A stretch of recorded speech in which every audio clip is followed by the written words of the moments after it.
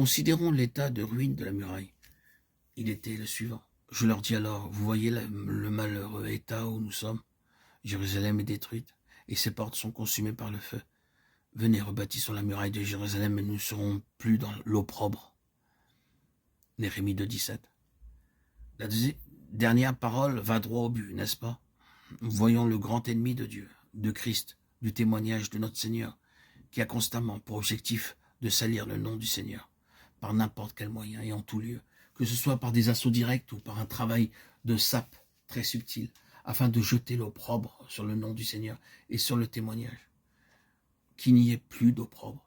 Quel motif pour gouverner le peuple de Dieu, pour empêcher cet opprobre sur le nom du Seigneur et sur son peuple à cause de l'état de ruine. Nous devons, avant de pouvoir avancer vers le rétablissement, examiner et dépister la raison fondamentale et ultime de cet état de choses. Nous prenons exemple de l'illustration figurant dans ce livre de Néhémie et dans les autres qui y conduisent. Il y a un mot qui va à la racine de tout le sujet. Ce mot est l'idolâtrie. Si vous regardez les ruines, les décombres de la muraille, si vous méditez, considérez et vous posez des questions, pourquoi? Pourquoi ceci? Comment se fait-il que ceci se soit produit? Quelles sont les raisons de cet état des choses? La réponse fondamentale et qui englobe tout est l'idolâtrie. N'est-il pas très frappant de se rendre compte qu'en raison de l'idolâtrie en Israël, la nation fut envoyée au cœur même de l'idolâtrie afin d'en être guérie? Babylone était le centre mondial de l'idolâtrie, vous le savez par la grande statue dressée. Or, Israël avait autorisé l'idolâtrie en son sein et le Seigneur l'envoya au centre mondial de l'idolâtrie pour en être guéri. Je dis que c'est frappant et cela signifie simplement ceci. Parfois la méthode du Seigneur pour guérir consiste à donner une dose trop forte de la chose avec laquelle nous flirtons. Il convoitait, il flirtait. Les prophètes criaient, plaidaient, pleuraient, suppliaient et agonisaient afin que le peuple rompe avec cette chose, qu'ils cessent leur flirt avec les dieux des nations païennes se trouvant autour d'eux. Mais ils ne voulaient pas, ils étaient liés. Alors le Seigneur dit, très bien, vous aurez ce que vous recherchez, et au plus haut point.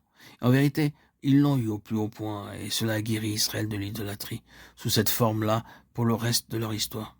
Je ne dis pas que cela les a guéris de l'esprit de l'idolâtrie, nous verrons cela dans les prochains audios, mais cette forme de complicité ouverte avec la puissance du mal fut détruite par le fait de leur accorder ce sur quoi leur cœur avait jeté leur dévolu.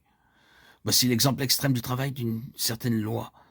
Le psalmiste a dit au sujet d'Israël dans le désert, il leur accorda ce qu'ils demandaient, puis il envoya le dépérissement dans leur corps.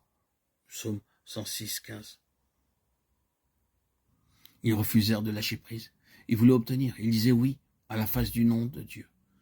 Nous voulons obtenir. Alors le Seigneur dit, très bien. Et en obtenant, ils furent les perdants. Or, ce principe-là est vraiment à l'œuvre aujourd'hui. Dans l'Église, dans le christianisme, le monde a trouvé sa place. L'Église de Dieu est allée vers le monde et l'a introduit. Il y a eu une complicité avec l'esprit de ce monde. Il a trouvé une large place dans le christianisme. Ce n'est pas mon désir de parler de la sorte, mais il nous faut être fidèles. Quoique non perçu ni reconnu peut-être, que Dieu accorde qu'il en soit ainsi. Il y a même dans le christianisme évangélique bien des principes du monde. Pour faire l'œuvre de Dieu, des choses non spirituelles sont introduites.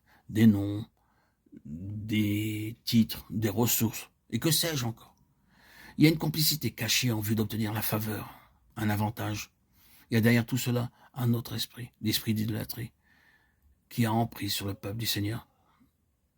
Très bien, qu'est-il arrivé? Le Seigneur a laissé l'Église avoir ce qu'elle désire, et aujourd'hui elle ressent qu'elle a perdu sa puissance, sa position, parce que le monde a une bien trop grande place. À vouloir obtenir, elle a perdu.